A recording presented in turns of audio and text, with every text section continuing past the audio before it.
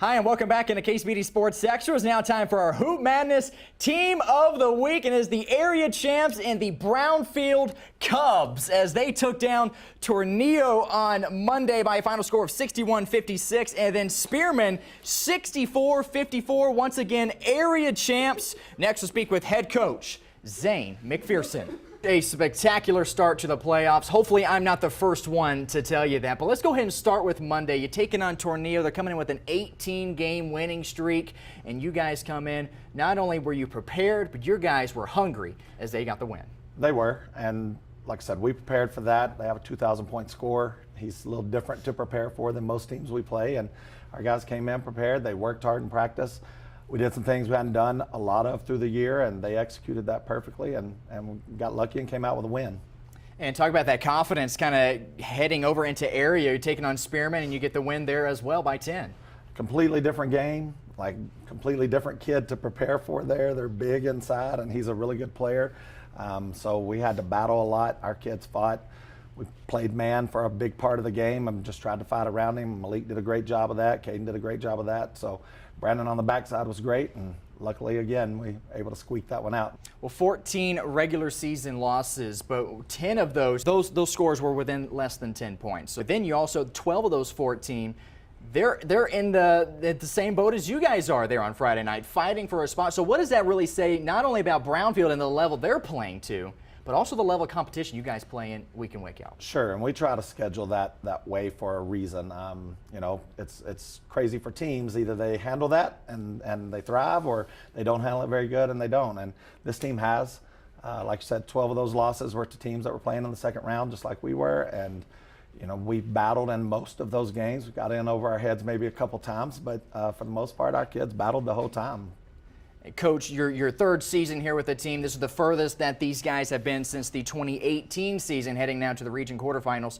What has been a common denominator that you've seen in some of these wins so far this season, or even just the playoffs? What's been that common denominator that's driving this success? Well, I think number one, we got to shoot the ball well, and that's on every game, win or lose. If we've shot it badly, we have not played particularly well. So that's, of course, kind of what drives us. Spend a lot of time on it. We concentrate on it a lot. But also, you know, if we come out and we execute and we play hard at the beginning of a game, it's a whole lot easier to keep games close and to stay in games, even though we're a little bit undersized. And that's the big thing. And these guys play their guts out every night. Coach, you mentioned just how young this team is. How big has that been? You know, you want to have a family atmosphere as young as a team as this is, and the success that they're bringing. Yeah, they are young. We're going to lose 2 of these guys next year, and you know, those 2 are really important to us. But we've been lucky in Brownfield that, you know, it's the next man up, and our guys have stayed in the gym. They live in the gym a lot. Our admin supports everything. Our IAD supports basketball big time. So we're able to get them a lot, and they've just kind of had that next man up attitude. We've got a couple freshmen that play a lot of minutes for us this year. We've got a bunch of freshmen in that class, and our JV guys, they both were competing for district championships this year as well. So we're fortunate in Brownfield that kids like basketball. It makes it a lot easier. Another tough task coming up as you got Childress. You faced them a couple times here earlier in the season. You lost by 7, you lost by 6, so close games there. What are some benefits that you think of facing a team a couple times throughout the season? You know them, but they also know you. Sure, and I think that's important, and probably in this particular instance, it probably hurts us more than helps us maybe, just because we kind of know what to expect from them, and it's just a matter of whether we handle that or not. And if we do, I think we'll be in the game. And if we don't come out intense and doing what we need to do, communicating, that's something that we've gotten better at through the year, is we communicate a lot better now as a team than what we have. So hopefully that'll help us, and that'll cut down on some of what their good players are going to do that we gave up in those first 2 games. All righty. Well, best of luck here in the region quarterfinals. Appreciate it. Thanks All righty. a lot. Let's hear from some of those players on Friday night. All righty, Brandon, another big year so far here for Brownfield. A great start to the season, great start to playoffs. You're now area champs. Talk about that non-district and how that prepared you guys. Yes, sir. We knew going into it was going to be tough. We know that those were going to be hard games, you know. I mean, we weren't really looking, I mean, of course you want to win, but, you know, we sort of kind of knew what the outcome was be playing bigger schools. We mainly just use them to, you know, get that extra push, you know, learn how to battle in tough games and all that, so. We know this team loves to shoot the 3 ball. They've been good at it all year. Coach even informed me that you guys even had a 3-point contest yesterday. If it was between you and JoJo, who also got hot earlier this week, who's winning that battle? Oh, I'm taking myself.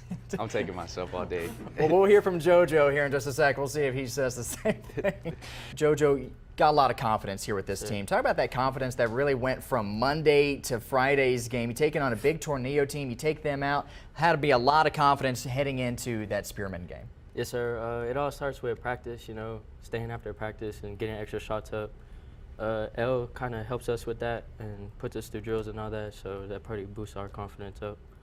Speaking of getting those shots up, as you just heard from Brandon, I mean, this team, they shoot a lot of threes. They shoot it well, and you guys practice that all the time. But one-on-one, who we got? Oh, that's me. Yeah, we all knew that was coming. But well, we'll see who can get it done here against Childress. Speaking of Childress, once again, you took them on a couple times here during the early season. What's some of the advantages you think of that? What are some holes you think that you guys can attack with that team? It all starts with defense.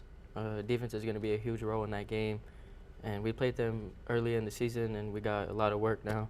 So I think we'll do pretty good against them. Heading into a game, if it was completely up to you and you were able to have it, we've had some interesting answers on this show. What is a go-to pregame meal? Pregame meal? What would be yours? Some McDonald's. What specific? You going with the chicken nuggets? We're going with the Big Mac? What we got? 10-piece. 10-piece. Yeah. Flying our ways to victory. I like it. And there they are, the Brownfield Cubs, the Hoop Madness Team of the Week. They'll play Childress in the region quarterfinals on Tuesday at 7 from Floyd Ada. More KCBD Sports Extra next.